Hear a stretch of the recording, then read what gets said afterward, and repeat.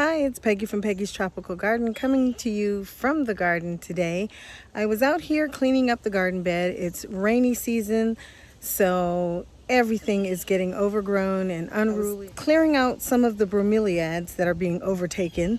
I'm always talking about bromeliads and I've never done a video. I was gonna go inside, get all cleaned, and then I was like, you know what, I'm out here, I'm working in the garden. Gardening isn't always pretty.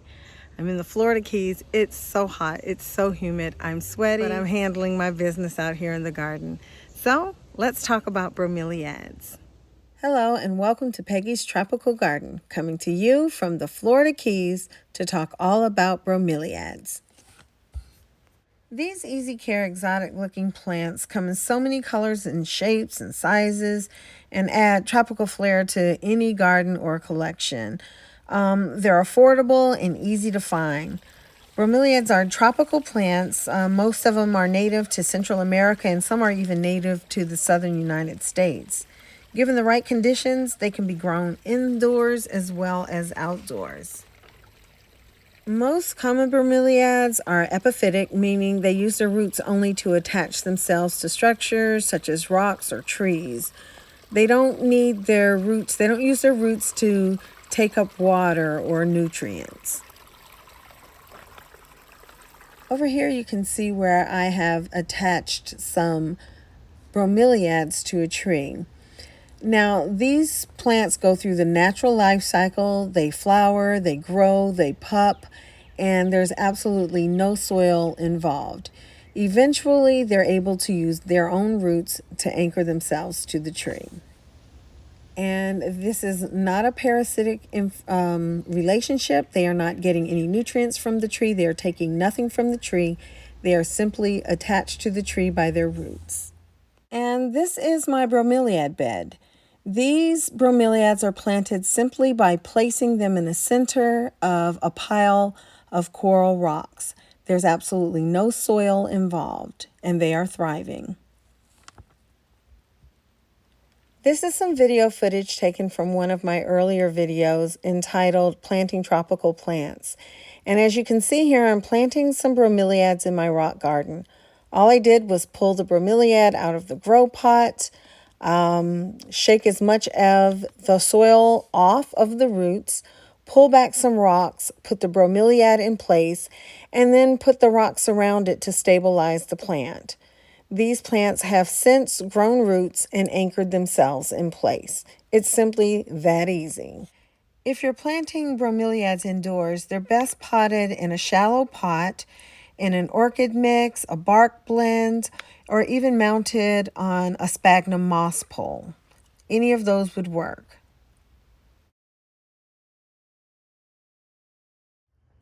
The area in the center of most bromeliads, where you see the water here, is known as the cup. It's a reservoir where these plants hold water as well as nutrients. If you were growing this type of bromeliad indoors, you would place your water in the cup. That's how you would water your plant. And as you can see here, it's also where some of these bromeliads will form their flowers. The cup should never be without water for long periods of time, and if that happens, your leaves will begin to curl, and eventually the plant will decline. In terms of lighting and temperature, it's important to keep in mind that these are tropical plants and therefore prefer bright light and warm temperatures.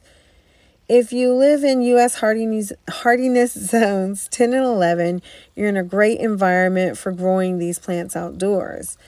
However, you will find some that can handle the cooler temperatures.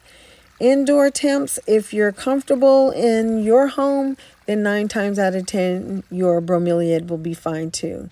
This pineapple has given me fruit 3 years in a row. It's in bright, direct South Florida sun.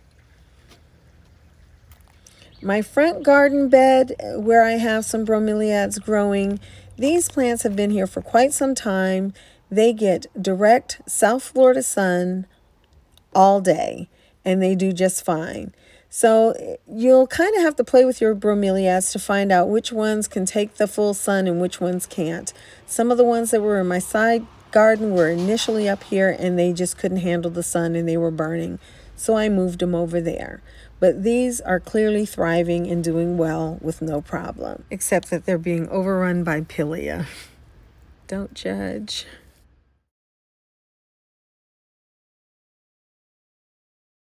Given the right growing conditions, your bromeliad will give you a bloom or an inflorescence. Some are big and bold, others are tiny and subtle.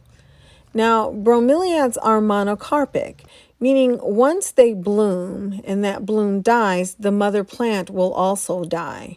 Here you see the bloom on this bromeliad.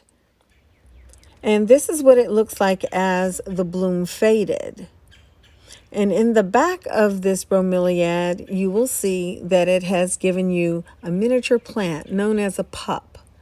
So if you're fortunate, your bromeliad will replace itself as it dies. Sometimes you'll get several pups, other times you just get one. Here's another one that you can see has pupped in the back. Now, it can take quite some time for a mother plant to totally fade. It can take a few months, it can take many months. This is one that bloomed, has totally faded, and here is the pup that was left behind. Now, not everyone waits until the plant has totally faded, but I do because I like to let nature take its course. But all I have to do is take a little tug, pull it down, and you have your nice fresh pup ready to go. Bromeliads can pup at any time during their lifespan. So sometimes they will pup like this and form clusters. All of these were formed from one plant. And other times they don't pup for you until after they've flowered and they are declining.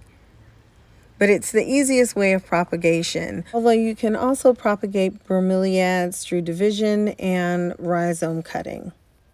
And this bromeliad here, I don't recall it having been in bloom, but as you can see, it looks pretty healthy and it has quite a big pup next to it. So, and then this one over here, I just want to show you, it shows all the stages.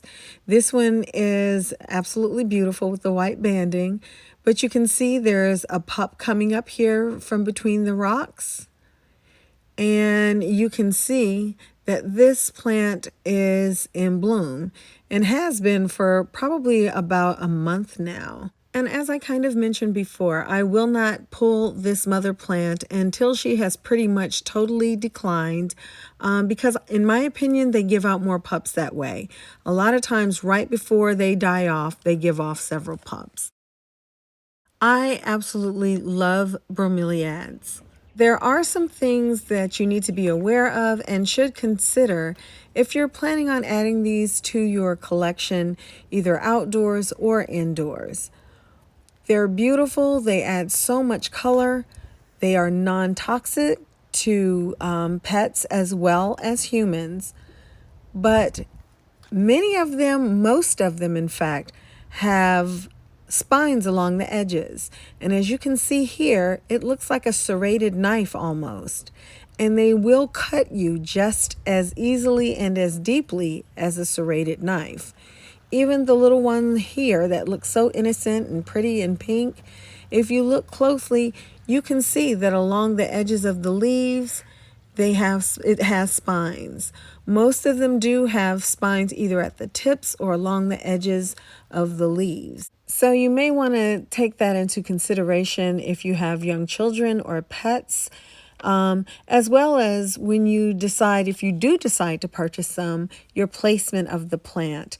This is definitely not something you would want in a high traffic area. I would also recommend that you do a little bit of research about the type of bromeliad you're going to purchase. At least look at the label on it. If it has some care instructions telling you what size and the care requirements, that should do it. But like me, I purchased this one. I know it's in the Bromeliad family. I have no idea what it is. I have really no idea how to care for it. I had to kind of hit or miss with it, and just totally different care.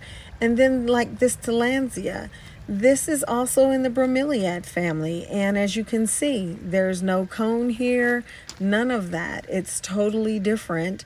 than the bromeliads that I've shown you today. So the care for it is quite different. And this cryptanthus here is also in the bromeliad family, and it's actually a terrestrial one, meaning that it has to be planted in soil. And if that's not confusing enough, then you have my wish list bromeliad here, this Alcantara imperialis. This big boy will get up to 5 feet tall or more and 5 feet wide, and it'll throw a bloom spike that's 8 feet tall. So you definitely need to have some idea of what you're going to buy, and so that you have some idea of where it should be planted. And this one also is terrestrial, so it has to be planted in soil. So they're not all created equal. Most of the ones that you see in the big box stores that are common are epiphytic, and the instructions that I gave you, most of them will fall into that category. But if you go to a nursery and you see some different bromeliads, kind of get an idea of what you're buying before you buy, so that you can enjoy it, have a great time with it, and add that nice pop of tropical color to your garden. Well, I hope you enjoyed this video. I hope you feel inclined to run out and grab some bromeliads. Thank you so much for watching. Take care. Bye-bye.